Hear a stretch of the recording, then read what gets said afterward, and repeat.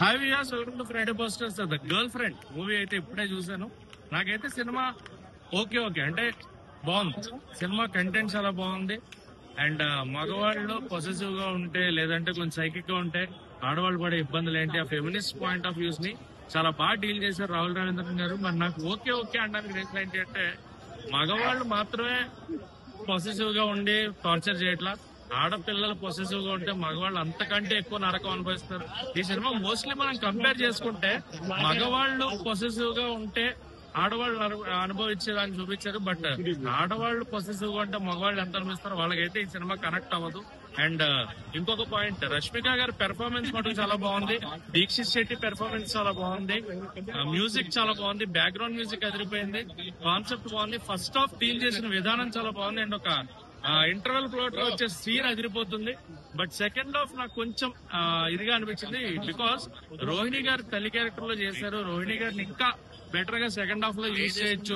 రోహిణి గారిని ఇంకొంచెం better character తో ప్రూవ్ చేసేలా చేసుకోవచ్చు అనేది అనిపించింది.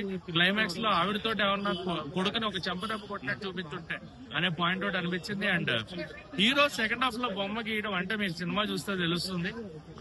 ఆ బొమ్మ ఏంటి అనేది సినిమా చూడండి, తెలుస్తుంది ఖచ్చితంగా. సో బొమ్మ గీయడం అనేది తప్పు. బట్ నా పిల్ల నాకే ఉండాలి, నా పిల్ల నాతోనే ఉండాలి అనుకోవడం అయితే తప్పు కాదు. సో తన పొసెసివ్ నేచర్ కాదు, అది ప్రేమ. అది ఇట్స్ కాల్డ్ లవ్. అంటే ఆడపిల్లలు చేస్తే లవ్, మగపిల్లడు చేస్తే పొసెసివ్నెస్ కాదు కదా, ఇద్దరికి సేమ్ ఉండాలి. సో ఇక్కడ రష్మిక గారి క్యారెక్టర్ లో ఎవరన్నా మగపిల్లాడిని, దీక్షిత్ క్యారెక్టర్ లో ఎవరైనా ఆడపిల్ల పెడితే మగపిల్లలు ఎంతకంటే ఎక్కువ నలిగిపోయిన సిచ్యువేషన్స్ ఉన్నాయి ఆడపిల్ల బాధకి, అంటే ఆమె possessive nature.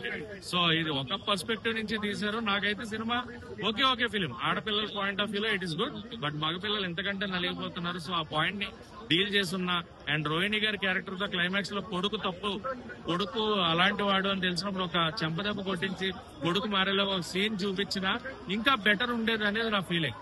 So okay film, but theatre లో మస్ట్ వాచ్ ఫిలిం అని చెప్పొచ్చు.